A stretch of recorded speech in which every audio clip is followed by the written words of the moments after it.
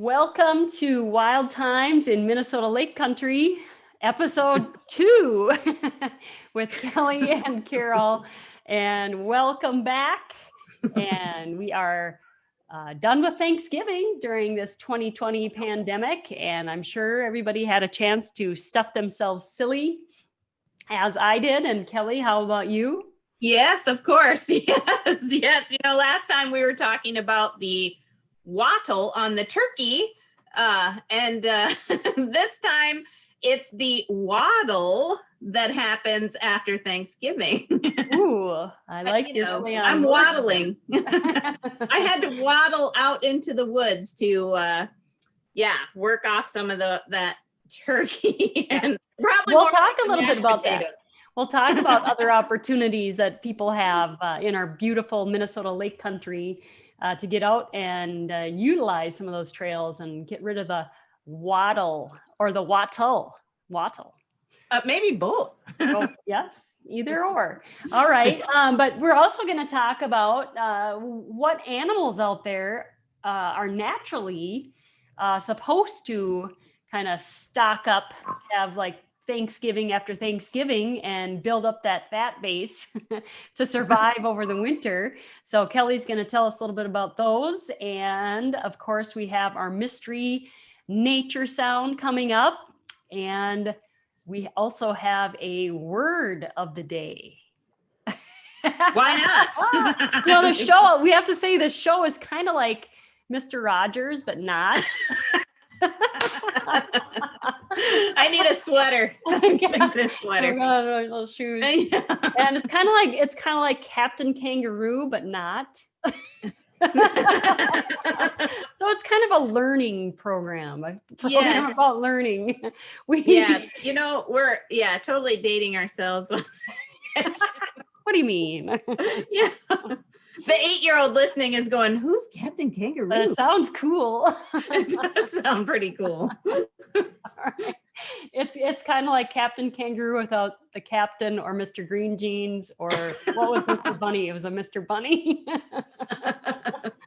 Now you have Kelly and Carol, okay? Yeah. So there you go. That's what we're all about. Always a wild time is what it's all about. All right. So Kelly, why don't you talk a little bit about, share some information with some of our little chubby natural animals. Animals. So I think that's what is fun about fall is you're thinking about, getting ready for winter, and so are animals. And that's kind of what I felt like over the holidays. Like, I'm really loading up here on some carbs as though I'm trying to survive the winter. And maybe that's what Minnesotans do is to, we just like load up. But certainly animals that do that on purpose and really need to have a huge increase in calories. So as you know, any animal that hibernates, it needs to do that. So they're going to be loading up or, really eating a lot. And I know bears in particular are really good at that.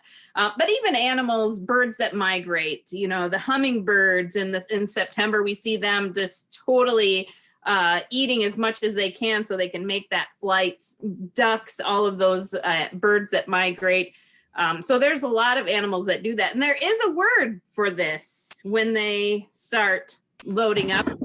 A hormone thing that happens, but hyperphagia happens.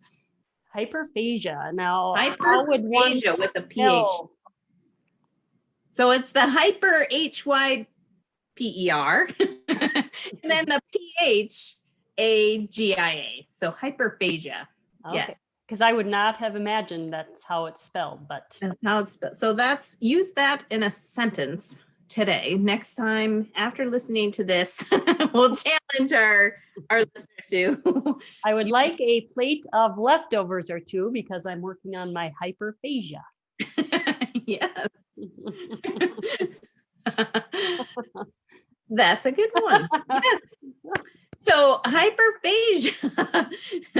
So if you're in a hyperphagia mode, then you're just really needing to load up. So so animals that hibernate, so like the 13-line ground squirrel, they're caching as well, but the animals that so there are some animals that hibernate. Now I'm thinking of animals that don't hibernate that need to do the same thing. But for sure, bears, are really good at it. They really add a lot of poundage to their body. Like how much, can you give us an idea of how much poundage they would add? So so during the winter, they'll lose about a third of their body weight. So that's a lot to add to your, a lot of calories that have to be absorbed to be able to put on that kind of weight. And they're good at it. Like their bodies are made to do that, so they're really good at processing those foods compared to like humans, that probably can't hold or aren't good at, believe it or not, you'd think we're good at storing fat, but bears are even better at storing fat and being able to consume all that. So yes, so they become quite chunky, quite robust. Mhm. They're awesome words for being fat.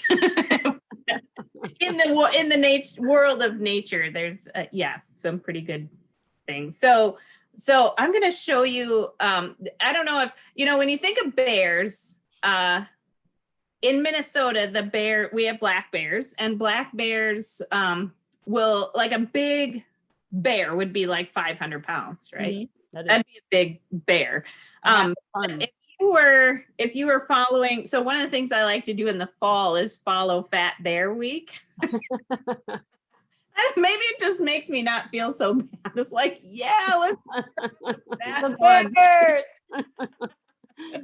So Fat Bear Week is all about the brown bears that are in Katmai National Park, which is in Alaska. It's like at the top of the Aleutian Islands in Alaska. They're across from Kenai? No, across from the island that's up there. Anyway, so the brown bears, of course, in Alaska, they have access to the rivers and the salmon. And so that's what they use to fatten up. In Minnesota, our bears are eating a lot of vegetation, high calorie, when the acorns drop, that's awesome source for them. And they do eat some other animals, of course, as well, but they're really fattening up. But I just love watching the bellies on the bears for Fat Bear Week. So gosh, that's a bear. They take a picture of the bear in the spring,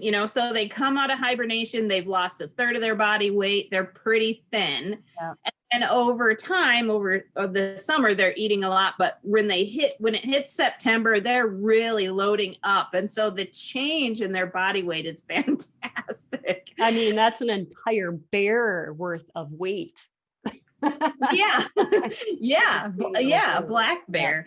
So this year there was, and they're generally numbered. Some of them have names, but I was really rooting for this bear they call 32. It was, I just really liked the way he held his fat. Like the belly on this was just drooping awesome. This year, if you watched, there was a bear called 747 that actually won the contest this year. So they kind of go in this group. So anyway, Fat Bear Week is all about this bracket where through the week, you can vote on these bears, bracket style, and it's all on social media. So it's really easy to access. But I love watching Fat Bear Week, and it happens early October every year. So when bears, you hear bears have incredible speed when they run and chase, say runners or people, but this doesn't slow them down. This extra weight, like we're talking 300 extra pounds of weight. I mean, it's gotta be awkward, like running through the forest when you're tripping over logs. I know the bears that I've heard run away when I scare them out of my yard, I hardly hear them coming into the yard. They can sneak in and go slow. But when I scare them off and they start running through the wood, it is like a huge crashing sound of, yeah, it is not dainty at all. When they start taking off through the woods, it's pretty loud. It is. Oh. Well, not just bears. So yeah, so bears are going to load up, they're going to hibernate and pretty much not do anything all winter. Well, unless you're a female bear, and then you would actually give birth. So over the winter. So they not only have to eat for however many, do they only have one cub, or do they have a couple cubs? They can have a few, yeah, 3. I've seen photos of 4, but so they really have to load up. A couple of cubs, sometimes maybe just one. It probably depends on how well they load it up, right? If they don't go into hibernation with enough energy. You need more than acorns, honey. Yeah. Yes.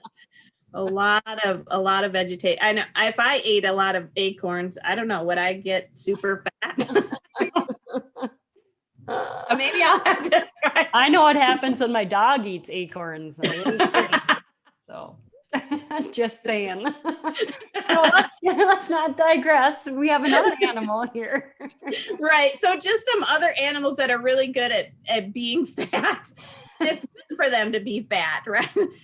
So beavers, they also, they're awake and out and about all winter long and really need to load on the weight to get through the winter. And beavers will store some of that fat in their tail, so they can have, in the summertime, their tail might not be quite as impressive as it is in the fall when they've loaded up on vegetation and done a lot of caching of food or storing of food. So another one that I think is kind of cool is, raccoons. You think, oh, that's really awesome. It's a big fat raccoon, or maybe robust raccoon. Maybe it's robust raccoon. So, and that's, they're an animal that can hold that kind of, it's about survivability, right? They can hold that kind of fat. Skunks, you don't think of, it's not weird to see them fat. They've got longer fur though, so that kind of hides it a little bit. Yeah. They're secretive. Yeah. But then, there are also other animals that don't do well being fat, that really need to stay slim and stay mobile. And so I think about animals that are like the mink. You don't want to, a roly-poly mink would not survive very well. Mm-hmm. Or a fox. Squeeze into those little holes. Fox, have to be pretty agile when it comes to hunting prey, getting those mice and rodents. And right. Bobcat, probably not so good if they're too fat. Coyote, wolf, even, they're on the move. They don't really have that kind of fat. But right. I love seeing like a really fat porcupine. So hyperphagia is the bulking up. It's the So is it a noun or a verb? Hyperphagia. Stump Kelly. That's my little segment. That's got to be a noun if you're in a hyperphagia state. Because that's what I used it as, a hyperphagia. Okay. All right. Well, okay, now the English teachers are going to criticize. What is that? That's a good question. So the challenge is to use that word at least once today in a sentence. Yes. Boy, you're eating a lot, Chuck. You must be in hyperphagia. Yeah, make sure Chuck isn't too big.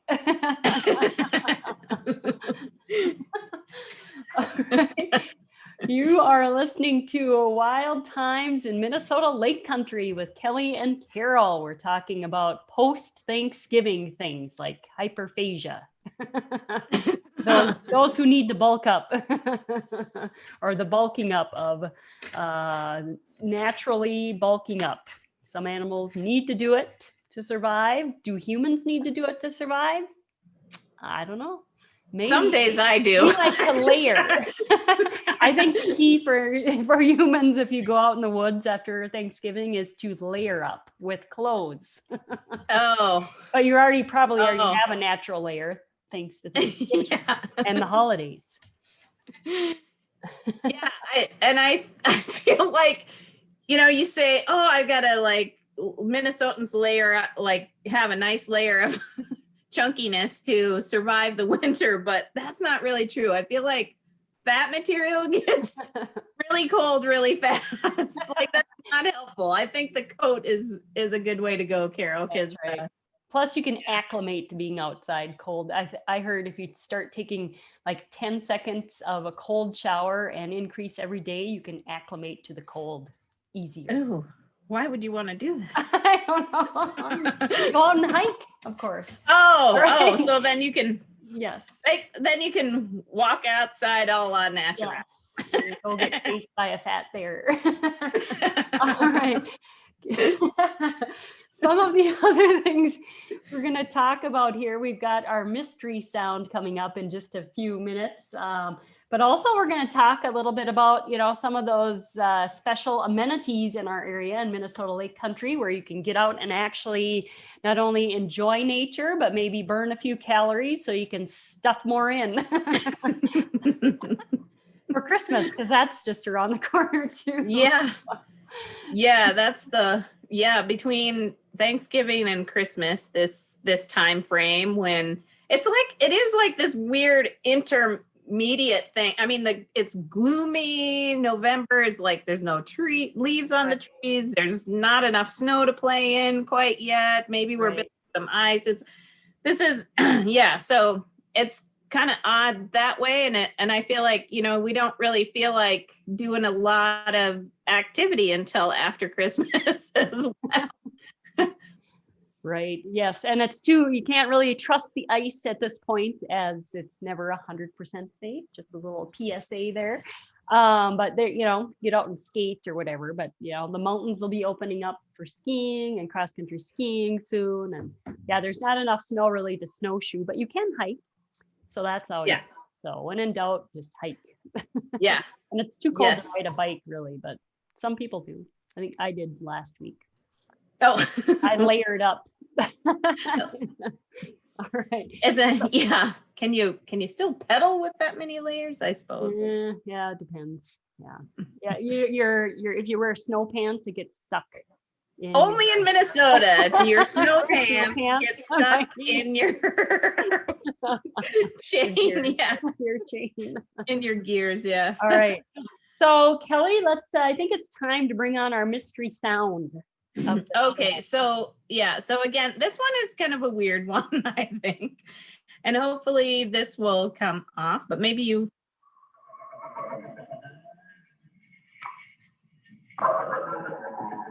Ooh, that sounds like somebody going over those rumble strips. On a bike with snow pants. Snow pants. Sounded like me falling off my bike with my snow pants. So this is a sound. Ooh, I hear maybe some birds or something.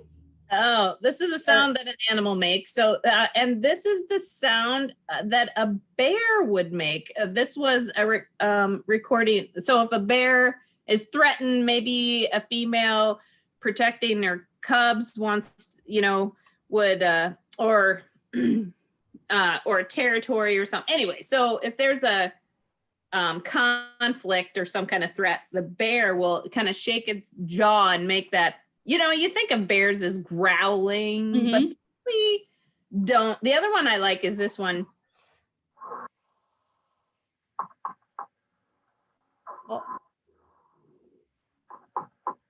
It's a knocking. So can you hear? They chomp their teeth together, right? So on unfortunately heard actually in real life. I don't know if that's a good thing that you get to the point where you're having an interaction with a bear where they start chomping, but when they're scared, you're shooing them out of your yard or whatever. They usually bolt into the woods and then they'll sit there. And if they still, can sense your presence or you're still talking to them, whatever, they might sit there and chomp their teeth. So they have that, you can hear their chomping and breathing.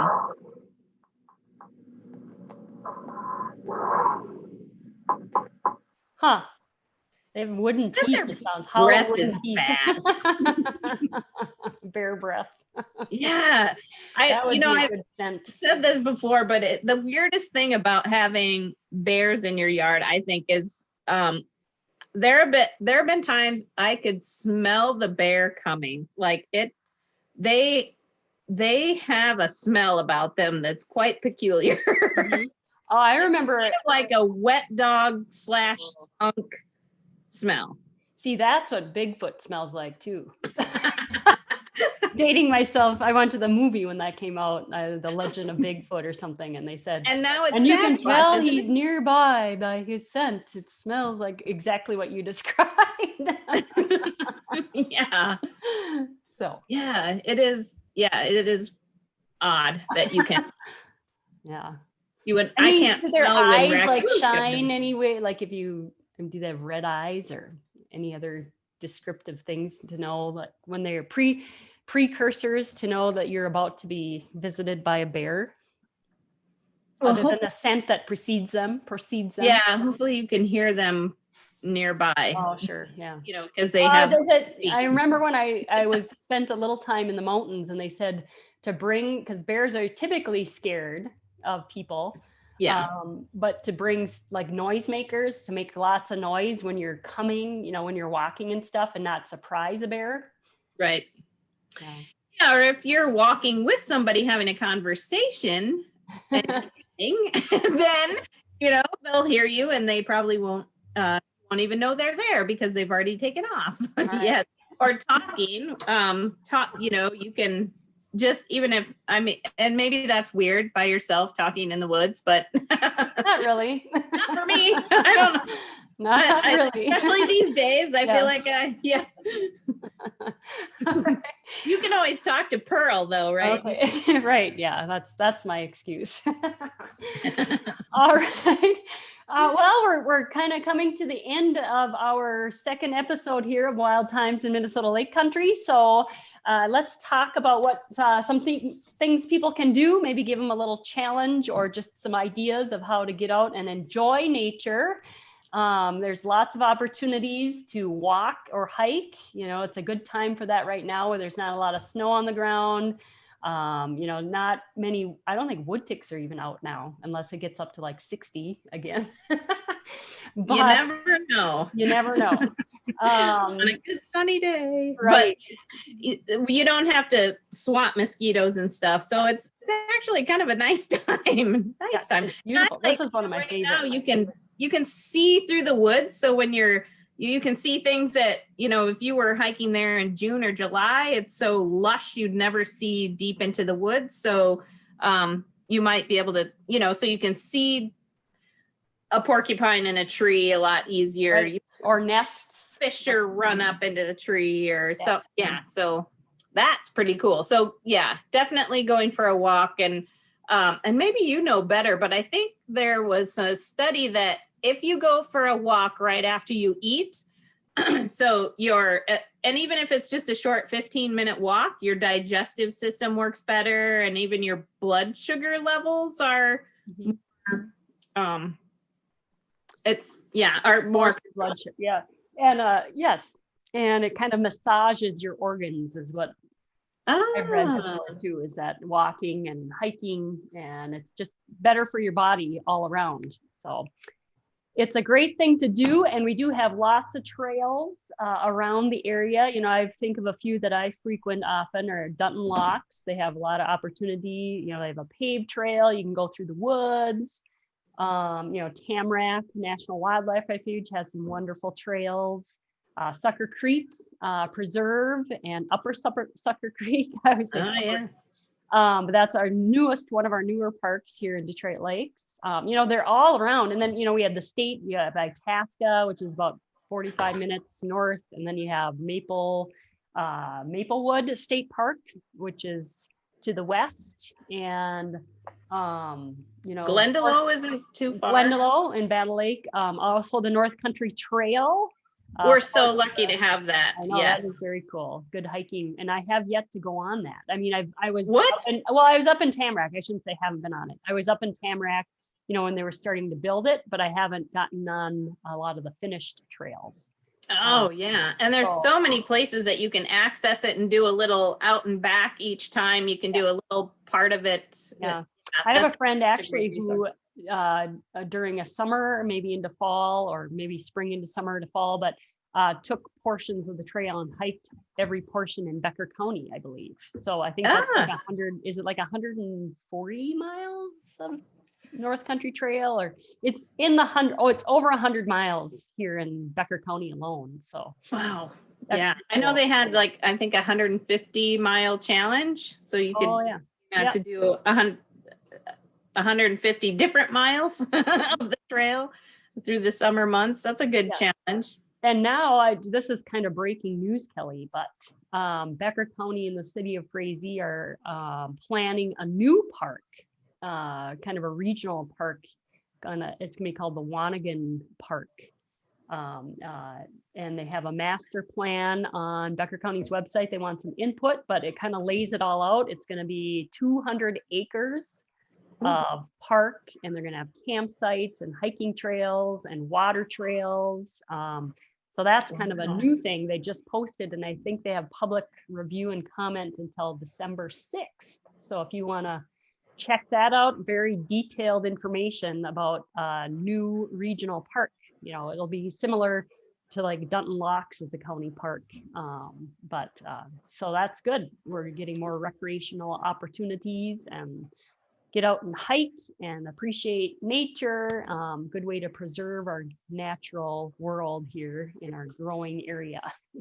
Yes, that's great. Mountain View is one that lots of trails up there. In fact, I highly recommend you take a map with you when you go on those trails, because they are a little complex up there. And I know they have a new sign at the entrance and stuff, but yeah. Yeah. So. And then that's close to the mountain. I know the mountain actually has trails if you have a membership, and it's just a nominal fee if you want to go hiking on those trails. They use biking and stuff too. So yes. And I know they're looking at expanding all those trails too. So that's trails. Good time to get out and experience, especially now when we're kind of in between seasons, and perfect opportunity, to kind of, like Kelly said, when there aren't any leaves on the trees, you can see a lot more through the forest. You can spot animals a lot quicker. And get freaked out. I'm just kidding. So yeah, it's a great opportunity. I know many of the trails you can bring your little pets as long as you keep them on a leash or in control, that they don't chase animals. So yeah, fun times. Yeah. Biking. I'm kind of looking. Do I say this out loud? Kind of looking forward to skiing and snowshoeing this winter. Yeah. I mean, and there will be, when the ski trails, I know the mountain has been making snow, so they're going to open up some runs, and we have like great cross-country ski trails and opportunities for snowshoeing. So I'm kind of excited about this winter, actually, if it ever comes. Knock on wood. Well, I know some physicians have recommended, or maybe it was a psychiatrist that recommended, leaving your house twice a day. And maybe I said before, just getting out, whether you're walking your neighborhood, nature is so nearby so even in your neighborhood, the fact that you're seeing trees and natural areas is just so important right now, that we keep ourselves healthy inside and out. Well, we'll have to have an episode where we talk about forest bathing. Yeah. So we won't go any farther. We'll put it out there, and maybe next time we'll talk a little bit about forest bathing. It's And, a thing, and I do it all the time. yeah. Okay. So we'll tell you the best spots. So, well, Kelly, as usual, Wild Time with Kelly Blackledge, Carol Fisher here, and you're listening to Wild Times in Minnesota Lake Country. And before we go, we should just tell you, you can listen to our podcast. It's on Spotify. You can Google us, Wild Times in Minnesota. Minnesota is abbreviated, the MN, Lake Country. So we're available out there. Share it with all your friends. Click the little share button and share us on Facebook. We're on YouTube and probably some more platforms we don't know about.